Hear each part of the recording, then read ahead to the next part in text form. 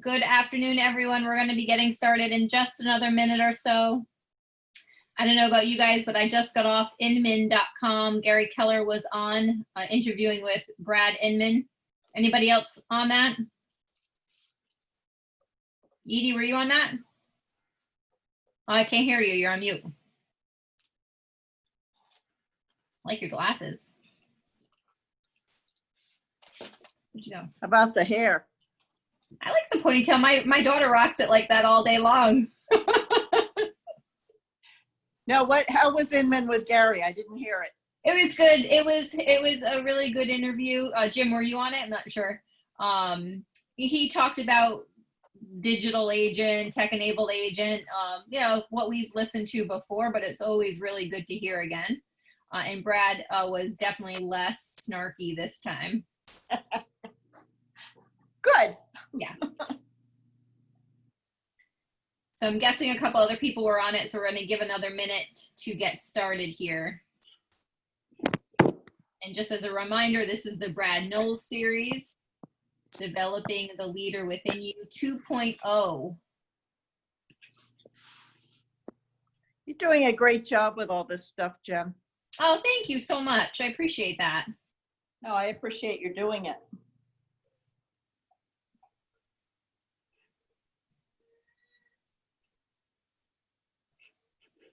It's been fun. I like it. I bet it's been kind of intense at times. For sure. Yep. Got a lot of support though, so that's good. Good leadership. Yeah. Oh, isn't that the topic? Yeah. Wow. Hopefully Mr. Leader gets on here in a minute or so we can get started. He was probably on the Inman interview as well, or watching it anyway.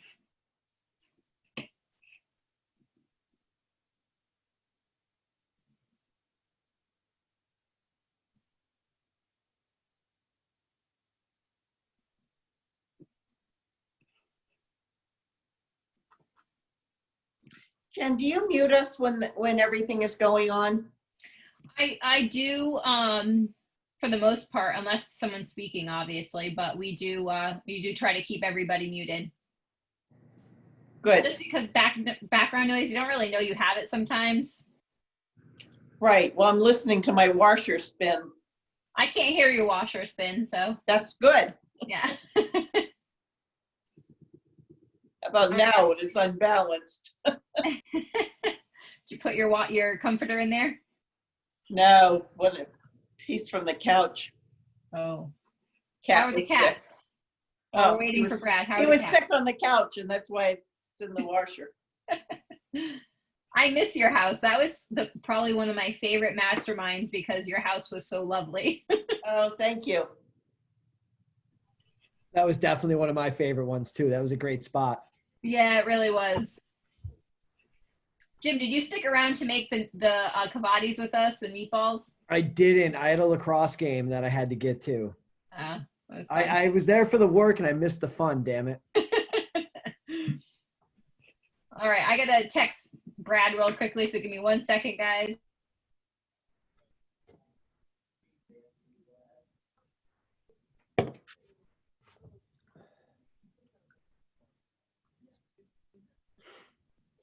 All right, he is logging on now and we're gonna get started.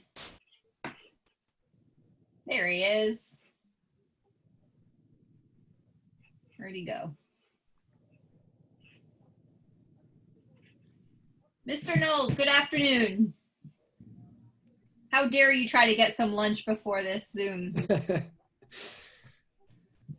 Who's running this popsicle stand? Not me. Not me, obviously. All right, I already told everybody or reminded everybody why we're here, why we are here. So I'm going to let you take it away for day 2. Love it. Thank you. Thank you. Welcome, everybody. Leadership. Here we go. Chris, good to see your face, my friend. You're a fine looking man. Thank you so much. Appreciate it. Yeah. So yes, section 2, developing the leader within, right? 2.0, John Maxwell. We're diving right in. Jim Keenan, lovely day where you're living. Thanks for joining. And yes, anytime, any questions, anytime, let's just, let's have it be a conversation, not Brad talking to Brad for, 50 minutes. The key to leadership, number 2, John puts out, is priorities. Priorities. If we're going to be a leader, we need to be able to, and a willingness to select priorities. So let's dive right into it. Time cannot and will not be managed, and you will never get more of it. The problem is rooted in the choices you are making with others and your own choices. The visual that I always get with time management is a person holding on to the minute hand of a clock, trying to slow it down. It doesn't happen, right? If we are blessed enough to be given a day tomorrow, right? Because that's not a guarantee, right? If we're blessed enough to have tomorrow, priorities is a conversation about, okay, how am I going to use that time? Real simple. How am I going to use that time? And let's be proactive about it. Let's be proactive about the choices of how we're going to use our time. And John says to us here, like, listen, if you're going to sign up for leadership, your calendar will be full. It will be. The question is, who and what will you fill your calendar with? Right? It's going to be full. Are you going to be proactive? Are you going to make positive choices for it?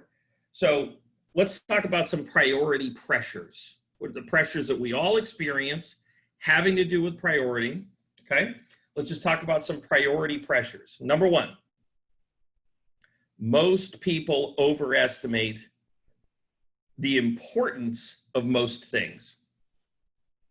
Most people overestimate the importance of most things.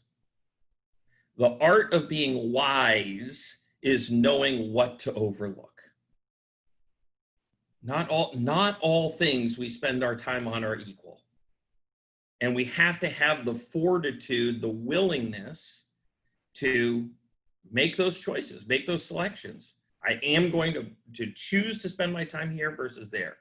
Number 2, in terms of pressure, in terms of choosing priority, having too many priorities paralyzes people.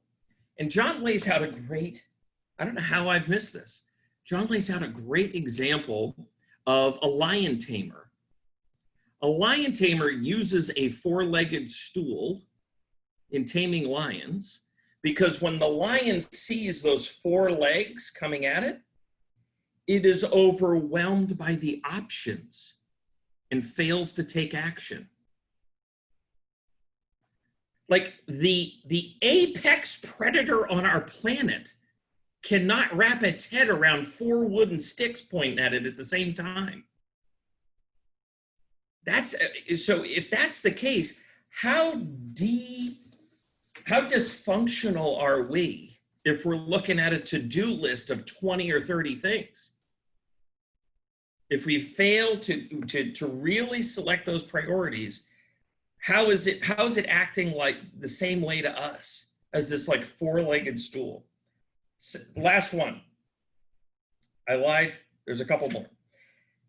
When small demands are given too much attention, big problems arise. If we spend too much time on the small stuff, it will actually be the thing that leads to bigger issues. Now, I want to challenge you. Think about that in your own business. When has there been a time where, because you spent too much time on the little stuff, big things began to become a problem?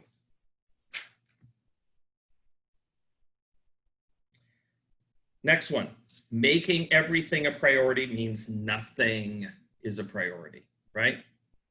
Everything can't be an A1 priority. If that's how you're showing up in your life, it actually means that we don't have any priority. Everything's the same. Everything's the same. Last one, sometimes it takes, and gosh, this one resonated. Sometimes it takes an emergency to force people to prioritize. So here's where I want to challenge some of you to come off mute.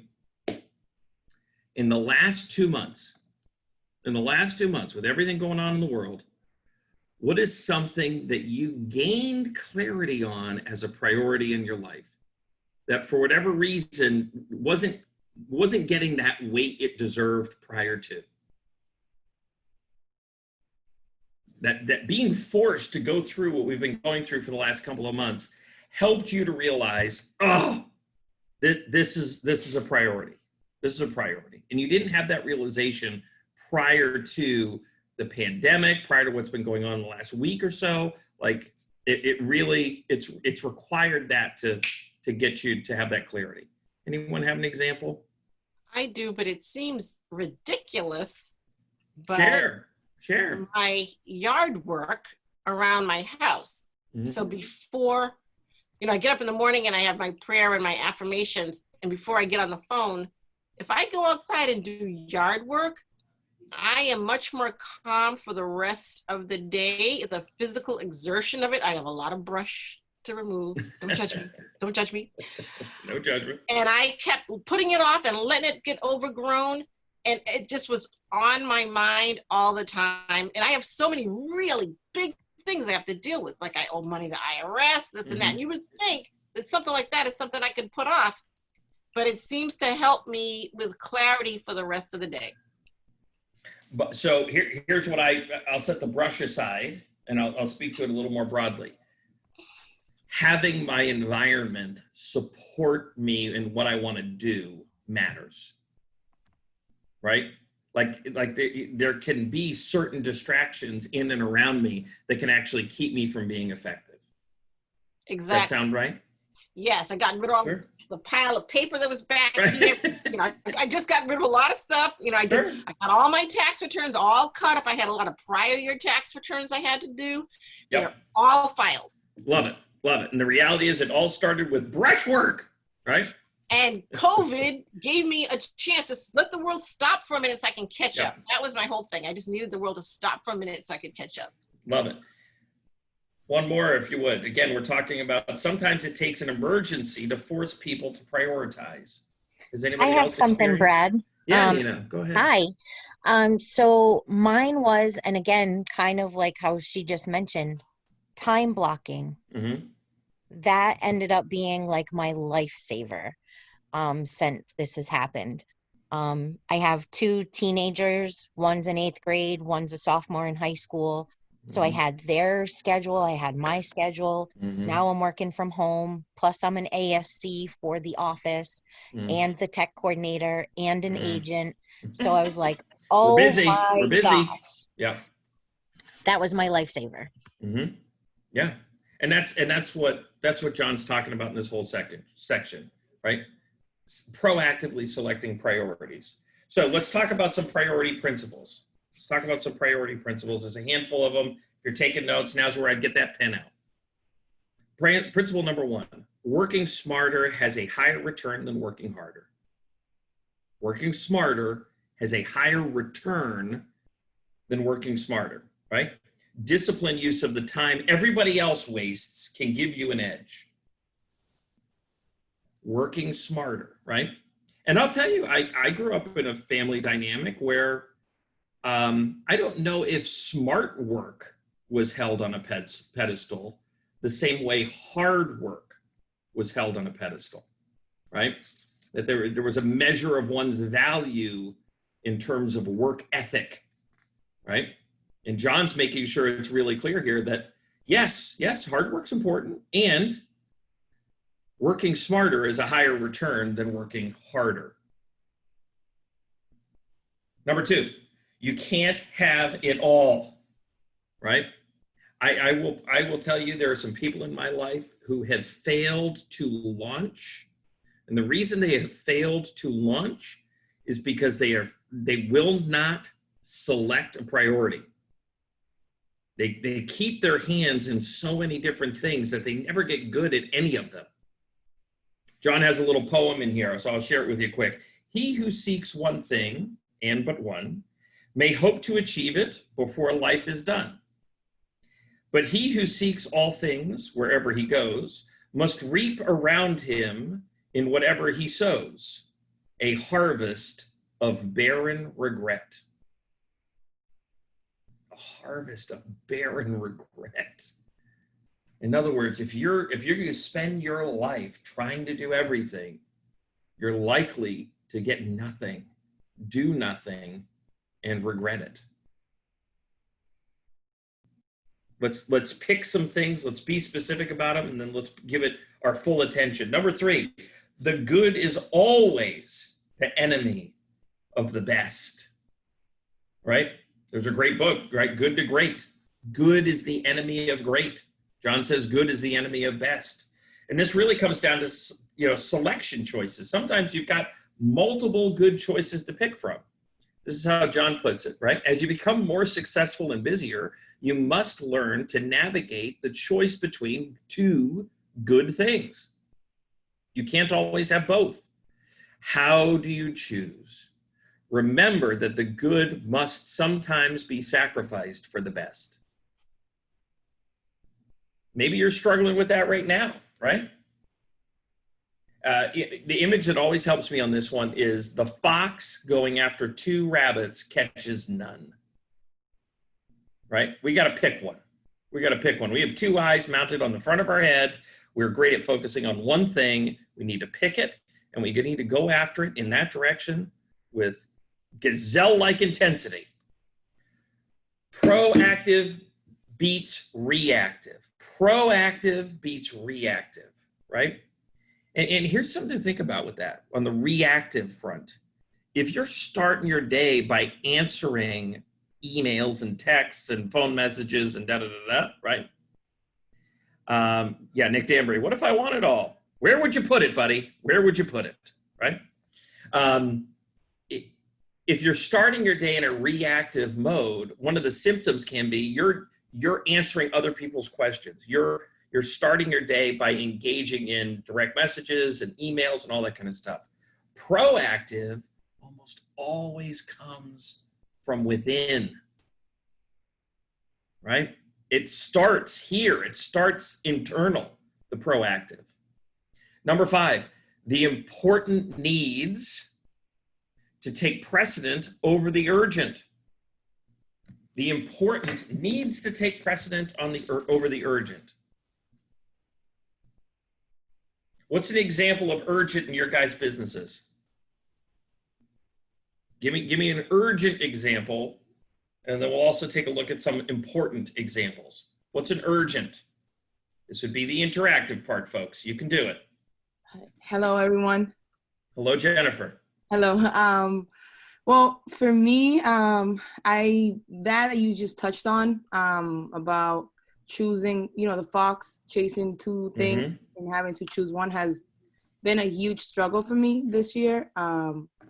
I am a DJ, and then as well, I love homes and I love sales, but I haven't been able to almost decide to say, okay, I'm going to go full in one.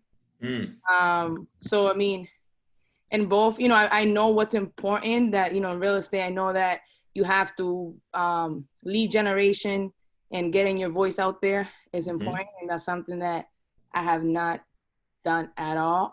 It's like you said, you have to choose one, but then I also get this guilt trip of like, oh, if I go full with real estate, then I abandon my passion. But then I, at the same time, almost feel like I'm passionate for the both of them.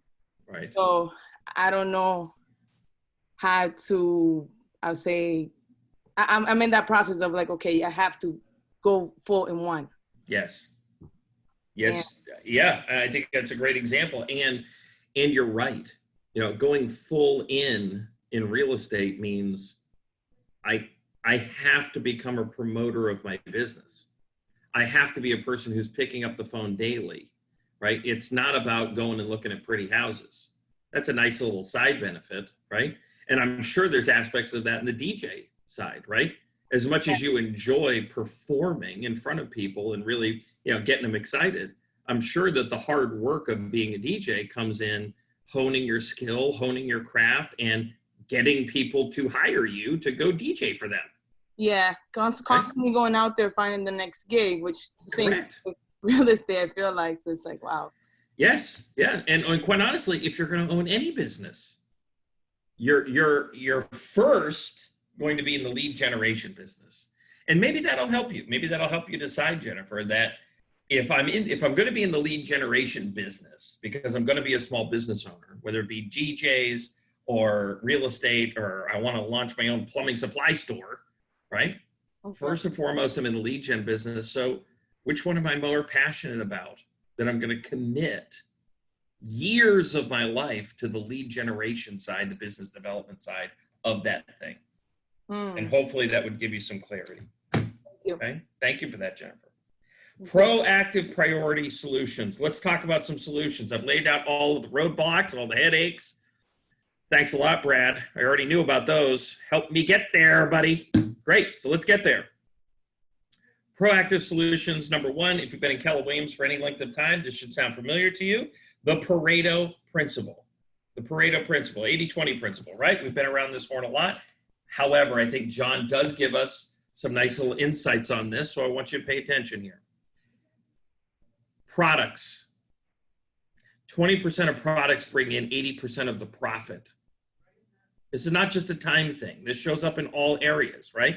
Books, 20% of the books actually contain 80% of the content. Whew, I hope I'm buying the right ones, Jen. Jobs, 20% of work gives us 80% of our satisfaction. Jennifer, DJ or real estate, right? Which one gives you more satisfaction? And as Warren Buffett would say, be sure to set the money part aside. Because if you find a way to work in your passion, the money will show up, right? Our society is really good at paying people well for something they do well and they're passionate about, right? Something that they do well and that they're passionate about. Speeches, 20% of the presentation creates 80% of the impact. One of these days, Jen Bovey, I'm going to learn that. And instead of having this be an hour long, it'll be 10 minutes. And I'll just figure out what's that meat content, do it in 10 minutes, we'll be done. Donors, right? For any of your organizations that you work with that are nonprofit, that are fundraising. I mean, my buddy Nick Danbury's on here. He runs a big fundraiser every year, right? Nick, what do you guys raise money for in December? Toys for Tots. Toys for Tots, right? Now, I don't care about kids, but Nick does, and that's why he's a better person than I am. So this is probably true for him too. 20% of the donors give 80% of the money. That's why he stopped inviting me. He knows I'm a deadbeat donor. Deadbeat donor. Taxes, 20% of the people pay 80% of the taxes. You know which group you're in, right? Just like that, you know which group you're in on that one. Leadership, 20% of the people make 80% of the decisions. And picnics, last one, I think most important, 20% of the people eat 80% of the food. Do not invite Brad Knowles to your picnic. Okay, so not everything matters equally. We must prioritize. We know this, right? So let's make sure that we're putting that through the filter. And I think the biggest thing that I've experienced in KW of the part that people are missing with that potentially is this. Now you know it. What are you going to do different? Now you know it. What are you going to do different? How are you going to work a disproportionate amount of your time? Right? I see Lily on here. Lily, not only in real estate, right, but also owns a wonderfully successful restaurant. I bet you she could start rattling off the names of the people who are her bread and butter clientele. Well, great. If we know that to be true, how can we treat those people different so that they will never want to go anywhere again? I look back on my sales practice as an active real estate agent. I can tell you the handful of clients that absolutely determined 80% of my income. Did I have a database of hundreds of people? Yes. And it's a small handful that determined 80% of my income. Did I learn over time that I needed to treat them different? Yep. I did different stuff for them. I'd have breakfast with them almost every week. Why wouldn't I? I mean, one person could represent 10 transactions a year. Of course I'm going to treat them different. Okay. Priority number 2, the 3 R's. First off, what is required of me? What must I be doing in terms of my priorities, right? What must I be doing? Well, if I'm a real estate agent, right, I have to lead generate. Because I don't know if you guys noticed this, but if you don't have a client, your license ain't worth a whole hell of a lot, correct? So I have to lead generate. It's not an option. You know, when I shared this on a call this morning with our office, you know, one of the people realized, like, they have to get better at lead follow-up. It is a requirement. It's a requirement for their business. 2, what gives me the greatest return? So what is required of me? Again, what we're trying to figure out here is, how do we do a better job as a leader of your business at picking priorities? So requirement, what is required of you? Number 2, what gives you the greatest return, right? If I've got to pick between 2, what's going to be my greatest return? Careful not to fall in the trap of only looking at return with a dollar sign. That is not the only measure of return. Lastly, what is the most rewarding? DJ Jennifer, or is it Realtor Jennifer? That to me would be the conversation I would ponder, and I would ponder it long and hard. Which of those career paths is going to be the most rewarding for you? Or is there one that if you launched it right, if you did it right, it would then open the door to the other? If you nail it as a DJ, does that somehow unlock the door for you to be a better realtor? Or if I nail it as a realtor, does that somehow unlock the door for me in the DJ business? Proactive priority solution number 3, make room for margin. And Jen Bovey, this is where I am a horrible example. Horrible. We got to leave some white space in our calendar. Got to leave white space in the calendar.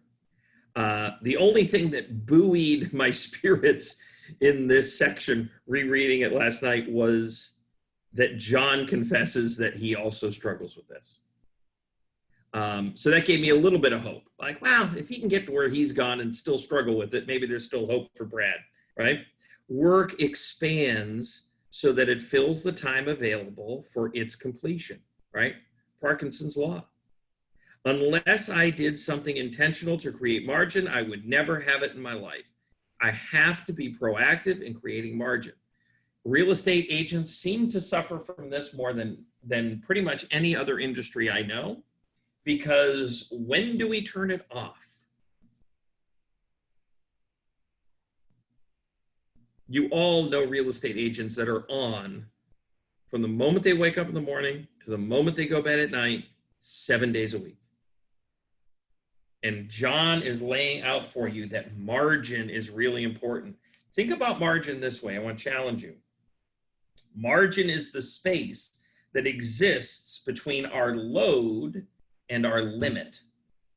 The space that exists between the load and the limit. Okay? So what is your capacity versus how much are you actually doing? And that's where my challenge lies. Absolutely. My challenge lies in I work to take my load to match my limit. So here's why we want to avoid that. Okay. Margin improves self-awareness. If we have some white space in our calendar, it improves self-awareness, right? We will become more aware of ourselves, our opportunities, what we're doing right, what we're doing wrong, growth, all that stuff will come from having margin. Number 2, margins give you needed think time. Are you running so fast right now from one thing to the next that you don't really have the time to contemplate, right? that you don't really have the time for reflection? Are you spending time right now thinking about what is our real estate market going to look like in the fourth quarter or the first quarter of next year? And what should I be doing to prepare right now? If I think that's where it's going to be by Q4, what are the things that I could be doing right now to prepare for it? Those aren't urgent demands on your business, and yet they can make all of the difference for what your business looks like in 2021. Are you leaving yourself the bandwidth? Are you leaving yourself the margin to have some thinking time? And number 3, margin provides you with energy renewal. You want to recharge your batteries in the day, right? Take 15 minutes where you're not back to back. Have a little breather. Walk around the office. Step outside. Enjoy the sunshine. Without margin, we don't do that. It leads to burnout so much faster. If you're constantly running from one to-do or appointment to the next, from sunup to sundown, you'll never become a better thinker, right? Imagine the gerbil on the wheel, right? The gerbil on the wheel is not ever going to become a better thinker. It's got to step off the wheel, observe its environment, give time for some new thoughts. How do we create margin? Yes, go ahead. Go ahead. To add, I think you might have mentioned it, I'm not sure, but John Maxwell in his house, do you know what he has? A thinking chair. He has a thinking chair, and that is the whole purpose around it. And he makes it very purposeful, even though he is challenged with what we have challenged with time management, to sit in that chair and think. Yep. Yep. And I think that's a great thing to think about. Like, do you have a spot in your world where you do that? I can tell you that there's 2 places in my house that tend to fit that. One of them's the one end of a love seat, and the other is a chair in my home office. And both of those, more often than not, are just like, I've got to wrap my head around this. I've got to spend some time wrapping my head around this. Elizabeth, I see a hand up. What do you got?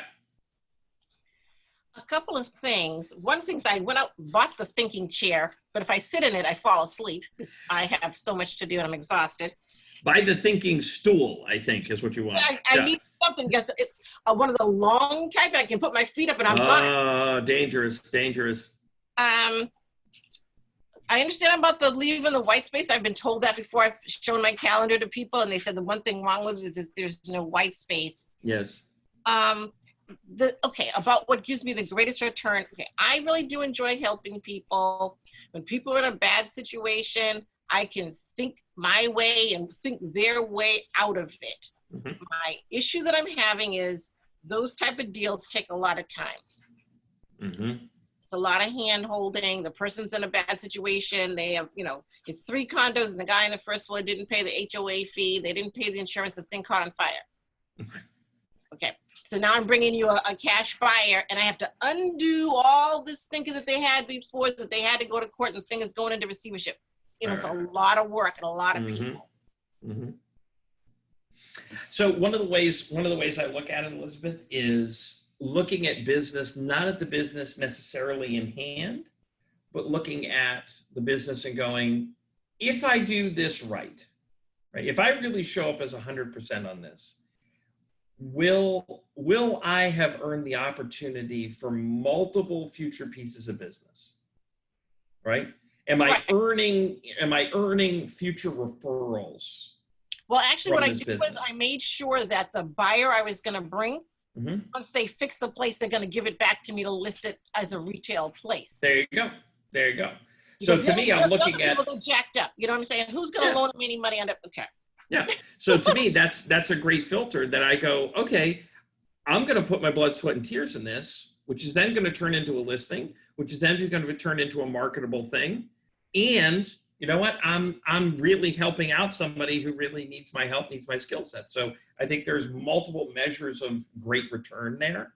To me, I'm always looking for that kind of magnifying effect because I've done a great job.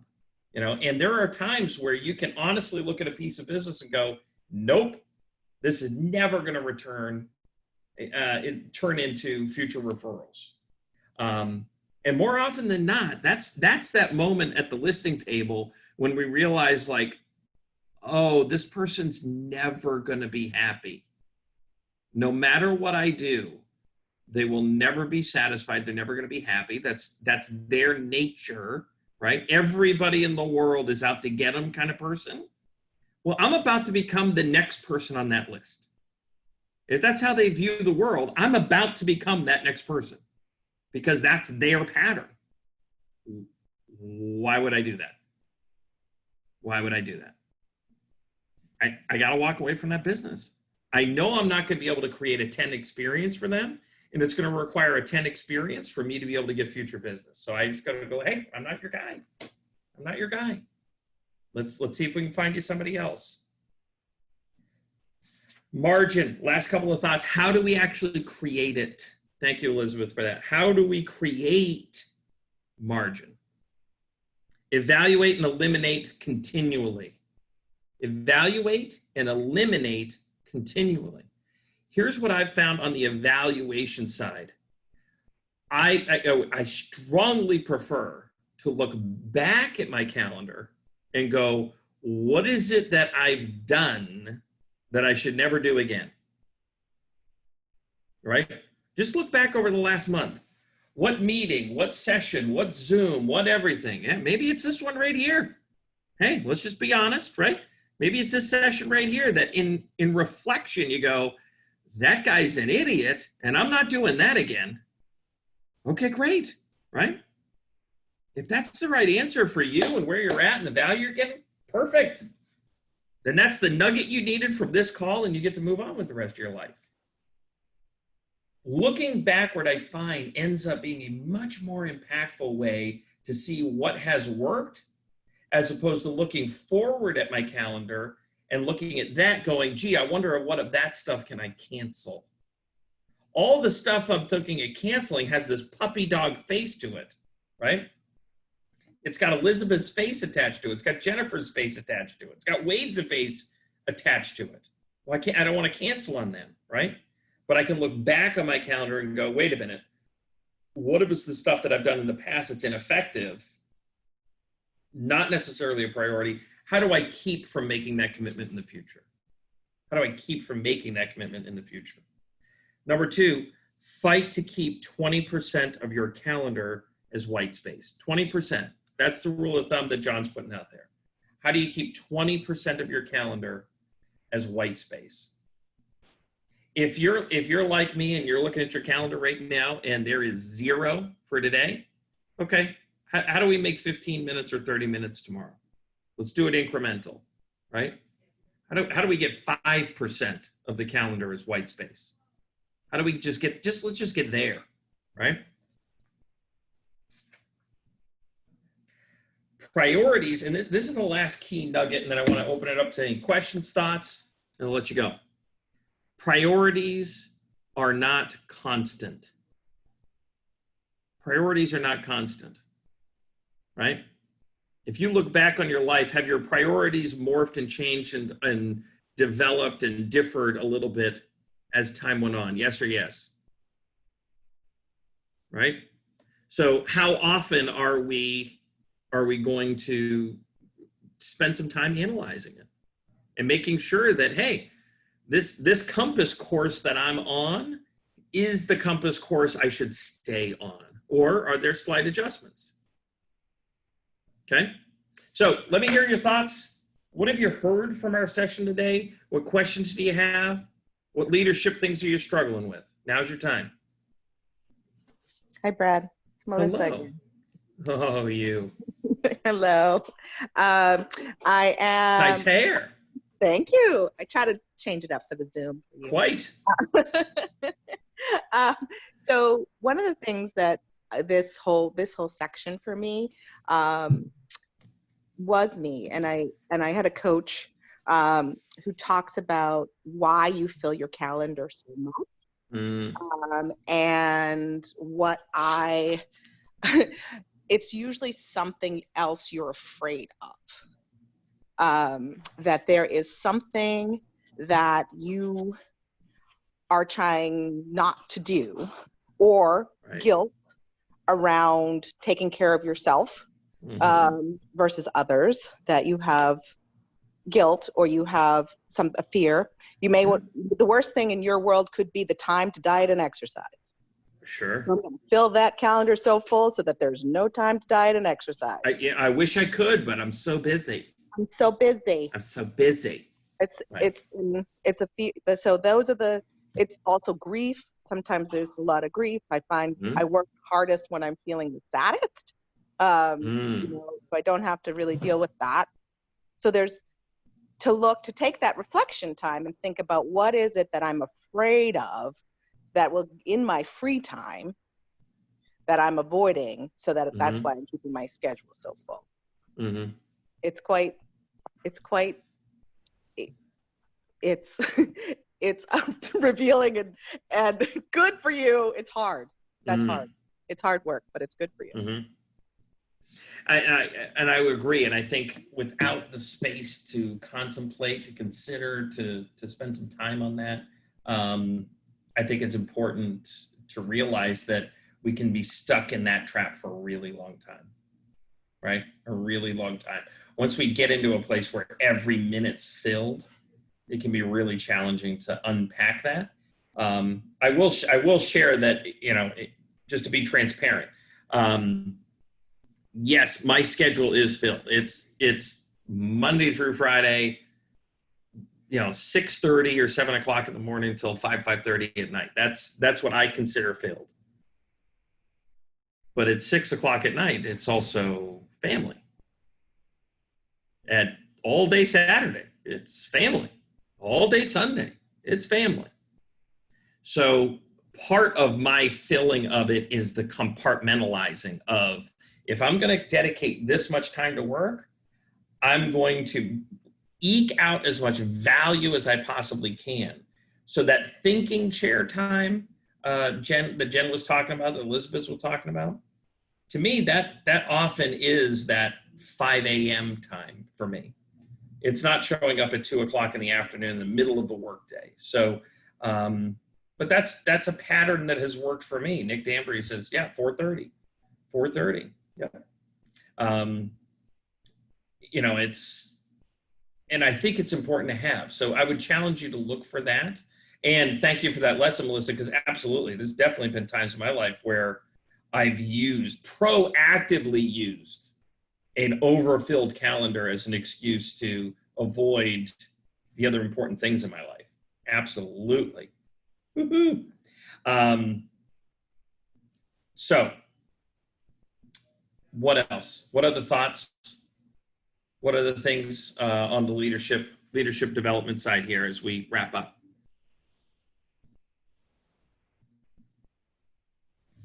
So we are not on tomorrow, right? This is a Monday, Tuesday, Thursday, Friday deal. So give you a little teaser as to what's to come, so you're sure to miss it. Aha! All right. Character and creating, we're going to cover on Thursday. Character and creating, we're going to cover on Thursday. Friday is going to be problem solving. Good thing we don't have any problems going on in the world right now, correct? I'll just throw it up in the chat so you guys have it. I've done this in other sessions before, and I'll stay on long enough so make sure you guys can copy it down. This is my cell phone. Happy to help, happy to be a resource. Please don't hesitate in reaching out if you're struggling with something. Sometimes I know this environment can be intimidating for some people, and it's not a place where they feel comfortable in sharing. But just know that I'm here to help. I'm here to be a resource for you. Any last questions before we let you go? Yeah, Brad. Yes, Wade. Thank you for being here, by the way. Oh, we missed this several weeks ago on this. Yeah. At this stage in my life, early 70s, my challenge is, this is all about developing leadership within, and the outside world is a tough place right now. You can't wake up without thinking about it. You can't see the news, and I think to myself, do we have leaders out there? Are they developing within? I won't give you I'm 71, so you probably know the time frame I lived in, Right. etc. It's a challenge today to say, I have lots of white space because I cannot keep my focus on this real estate, a fifth, sixth career to assist my son who brought me in on this 5 years ago. And that's my biggest, how do I focus? And I'm the only one I have control over. Right. I don't have control over other people. I don't have control over people on the top. And I'm not talking about KW. I'm talking about. No, I know. Well, I can share just a couple of quick thumbnails that have helped. One, my wife and I had a conversation several years ago that her and her friends were getting together, once a month or so, and they were becoming complaint sessions about the world, right? And it was really bothering her because they're not complainer type people, right? They're doers, but they were complaining about issues that were pretty sizable issues of the day. And so what came out of that became a question of, am I going to do anything about it? Right? So this thing, whatever it is that's distracting at the moment, Wade, I would just ask yourself. It's the elephant in the room. I would just ask yourself, am I actually going to do anything about it? If the answer is yes, then great. Figure out what those steps are and then start doing them. And if it's, if it has to do with, all the protests going on, things like that, then great, man. You got a marker, you got paper, make a freaking sign, get out there, right? Or maybe it's a call. Maybe it's a call to somebody you really care about who's part of that community that is more acutely affected than perhaps you're feeling. And maybe it's just words of encouragement. I don't know. But, one of my decision filters that I've developed is, am I going to do anything about this? Because if I'm not, I might as well shut it out. Because I'm just getting riled up and I'm not putting that energy into any kind of effect. And it could be any number of things. It could be something going on in your grandkid's school system that, has a hair across your what or whatever. But, to me, that's a simple filter to use out of the gate going, okay, am I going to spend more time digging into this? Or is the reality like, nope, And some of the stuff recently for me has been like, I gotta, leadership matters and pick an area of life. I think there's a lack of it. So what is something I can do? Well, to me, some of it is share books that have impacted me, share some of my journey. Hopefully that's something that helps. I would suggest for you specifically, Wade, have a robust conversation with your son regarding your business. And make sure every day when you wake up, you know exactly what the most important thing is that you can do for the business that day. And do it before 12 o'clock. Get after it, right? That right there could be a 1% improvement daily that in 2 or 3 months will have massive compounding effect. That make sense? Makes sense. Thank you. Okay, gang. Gotta go. Please join us on Thursday. Bring a friend, right? No door cover charge. And we'll see you then. Take care. Love you all. Be safe. Thank you.